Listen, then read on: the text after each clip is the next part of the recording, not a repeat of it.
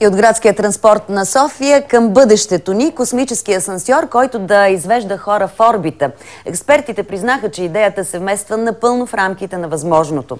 В новата космическа надпревара основни конкуренти са Съединените щати и Япония. НАСА дори търси проекти за космически асансьори срещу солидни суми. За това как ще пътуваме след години в космоса, вижте в следващия материал. 2030 година.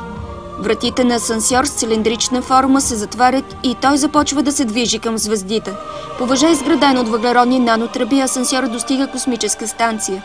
От едната страна въжето ще бъде закотвено за Земята, а от другата ще бъде балансирано с противотежест. Учените смятат, че инерцията ще позволи на въжето да стои изпънато до краен предел, позволявайки на асансьора да се задържа в геостационарната орбита. Всичко това звучи като научно-фантастичен роман от миналия век. Но идеята за космически асансьор вече не е само в предалите на литературата. С нея са се заели експерти от престижни космически центрове. За сега обаче проектът е на това ниво.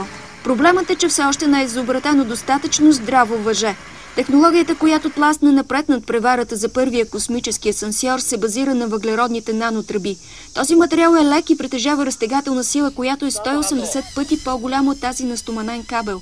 Японски специалисти вече са разработили кабел, направен от въглеродни нанотръби, който обаче притежава само 1/3 от необходимата здравина за космически асансьор.